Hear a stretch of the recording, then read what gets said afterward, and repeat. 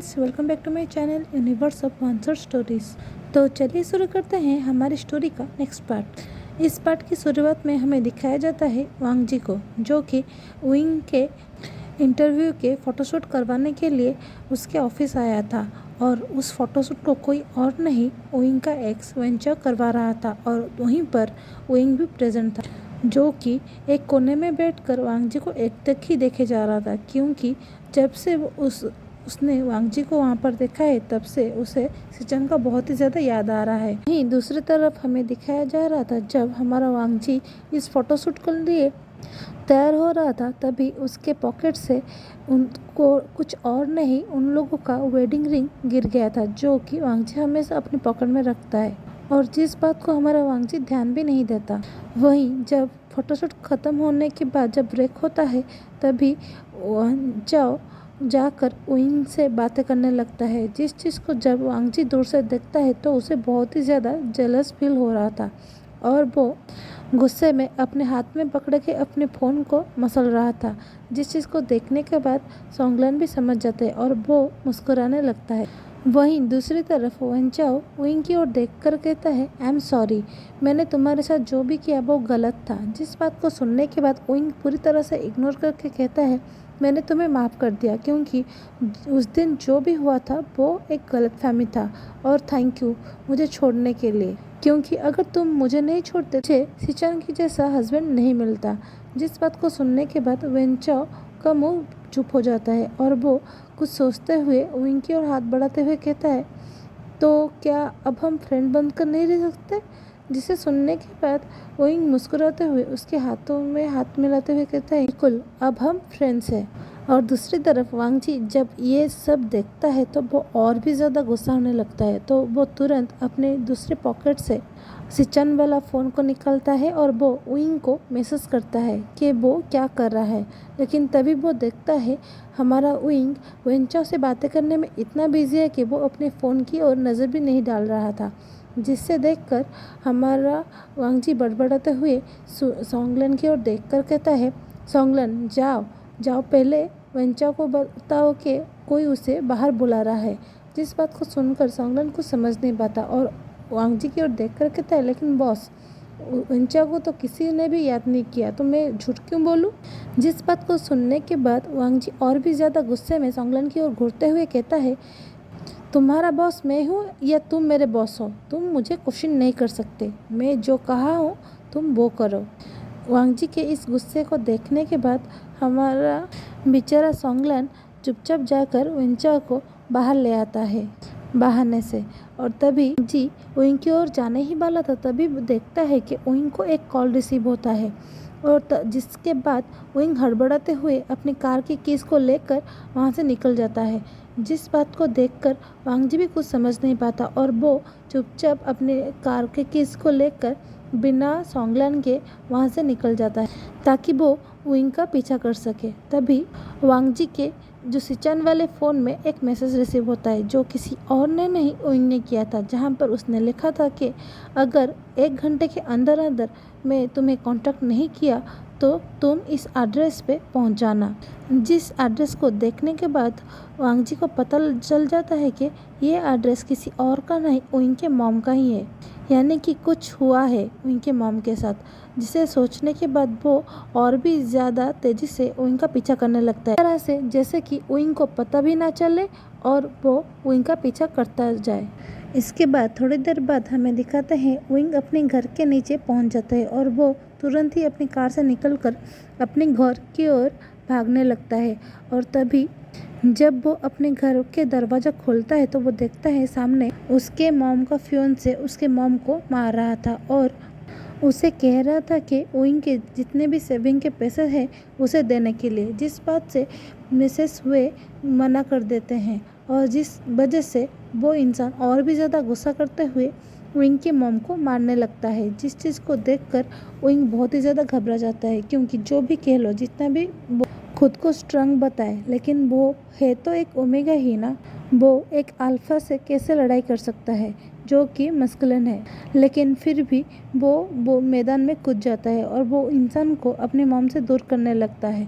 और इसी के चलते 1 घंटा बीत जाता है और जिसके बाद वांग जी नीचे खड़ा होते हुए सोच रहा था वो अंदर जाए या नहीं। तभी वो कुछ सोचते हुए घर के अंदर चला जाता है और जाकर देखता है एक सिचुएशन को, जहाँ पर वो इंसान उइंग के मॉम के बालों को पकड़ कर रखा था और उन दोनों को धमका रहा था वो पैसे को देने के लिए।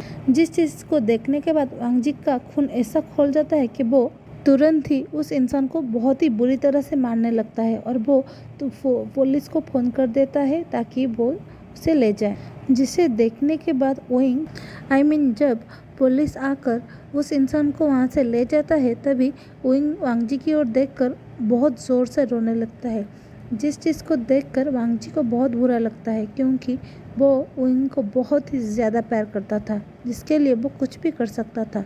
लेकिन आज उस इंसान के चलते उसका उइंग बहुत ही ज़्यादा घबरा गया था। के बाद वो धीरे से उइंग के पास जाकर उसके कंधे को थपथपाता है, जिस चीज़ को महसूस करने के बाद उइंग भी चुप हो जाता है और वो वांग जी की ओर देख कर कहता है, तुम यहाँ पर क्या कर रहे हो? जिस बात को सुनने के बाद वांग जी बहाना बनाते हुए कहता है कि सिचनगर ने मुझे फ़ोन किया था क्योंकि उन्हें पता था आज मैं तुम्हारे पास ही हूँ। मैं आज शूट करने के लिए तुम्हारे कंपनी गया था। जिस बात को सुनने के बाद उइंग कहता है, थैंक यू सो मच। अगर आज तुम नहीं होते तो मुझे पता नहीं आज हम दोनों के साथ क्या होता।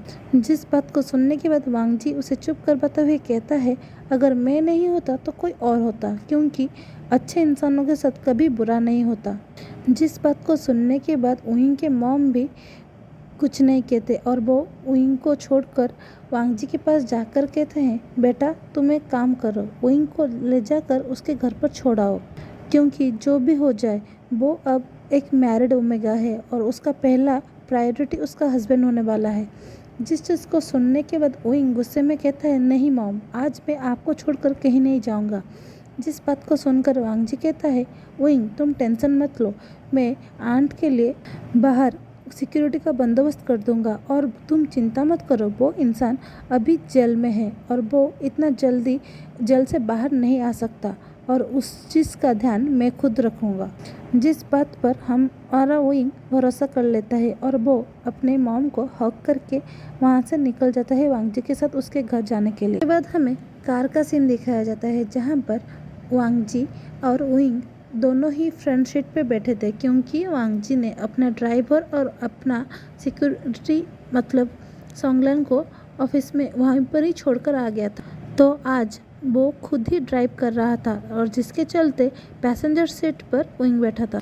तभी अचानक से वो उइंग की ओर देखकर कहता है, उइंग तुम चिंता मत करो, तुम्हारे मॉम को कुछ नहीं होगा। जिस बात को सुनकर उइंग कुछ नहीं कहता और वो दरवाजा खिड़की के बाहर देखते हुए रोने लगता है। इस चीज़ को जब वांग जी देखता है तो वो चुपचाप कुछ और नहीं पूछता और वो अपने डैशबोर्ड से टिश्यू का बॉक्स लेकर उइंग की गोद पर रख देता है और जिसे जब उइंग महसूस करता है तो वो टिश्यू बॉक्स से टिश्यू निकाल कर अपने आँखों के साथ साथ नाक को भी पोंछने लगता है। जिस चीज़ को देखकर वांग जी मन ही मन खुश होते हुए कहता है, ये बिल्कुल भी नहीं बदला, जैसे स्कूल में था अभी भी वैसा ही है। ऐसा सोचते हुए वो चुपचाप ड्राइव करने लगता है और थोड़ी देर बाद वो दोनों उइंग के अपार्टमेंट के नीचे पहुंच जाते हैं। जिसके बाद उइंग वांग जी की ओर देखकर फिर से थैंक यू कहता है और वहां से निकल जाता है। उसके बाद वांग जी आधे घंटे का इंतज़ार करता है और अपना गेटअप चेंज करके सिचन बंद कर उसके घर चला जाता है ताकि वो उइंग को संभाल सके। और जब वो जाकर अपने घर के दरवाजे पर पहुंचता है तो वो उसे सुनाई देता है कि उइंग अभी भी रो रहा है और जिस चीज़ को महसूस करने के बाद सिचन तुरंत ही हड़बड़ाते हुए दरवाजे को खोल देता है और जाकर उइंग को गले लगा लाता है, जिसे देखकर हमारा उइंग और भी ज़ोर ज़ोर से रोने लगता है और उसे कहता है, थैंक यू, अगर आज तुम नहीं होते तो क्या होता, क्योंकि अगर तुम सही वक्त पर वांग जी को वहाँ पर नहीं भेजते तो वो इंसान हम दोनों को मार देता, सिर्फ कुछ चंद पैसे के लिए। जिस बात को सुनने के बाद सिचन उइंग के मुंह पर अपना हाथ रख देता है और कहता है, ऐसा कभी नहीं हो सकता, क्योंकि मैंने कहा है ना, अब तुम्हारे साथ मैं हूँ, तुम मेरे ऊपर रिलाई कर सकते हो, क्योंकि मैं तुम्हारे भरोसे को कभी भी टूटने नहीं दूंगा। जिस बात को सुनने के बाद उइंग अचानक से सिचन की आंखों में झांक कर पूछता है, क्यों क्यों तुम मेरे भरोसे को टूटने नहीं दोगे? क्या तुम मुझसे प्यार करते हो? जिस चीज़ को सुनने के बाद सिचन थोड़ा हड़बड़ा जाता है और वो इधर उधर देखने के बाद कहता है, अगर मैं करता हूँगा तो क्या? तो कुछ हो बदल जाएगा हम दोनों के बीच? जिस बात को सुनकर विंग कुछ नहीं कहता और वो तुरंत ही सीधा जाकर सिचन को किस करने लगता है और अपने थोड़ी देर बाद के किस को ब्रेक करने के बाद कहता है, हाँ कुछ नहीं बदलेगा क्योंकि मैं भी तुमसे बहुत ज़्यादा प्यार करता हूँ। तो आज के लिए बस इतना ही। अब हम नेक्स्ट पार्ट में देखेंगे आगे क्या होता है। तो मिलते हैं नेक्स्ट पार्ट में। तब तक के लिए अगर आप लोगों को ये स्टोरी पसंद आ रही है इसे लाइक कीजिए, अपने दोस्तों के साथ शेयर कीजिए और ढेर सारे कमेंट भी कीजिए। और मेरे चैनल में अगर नए हैं तो इसे सब्सक्राइब करना मत भूलिए। Thanks for watching.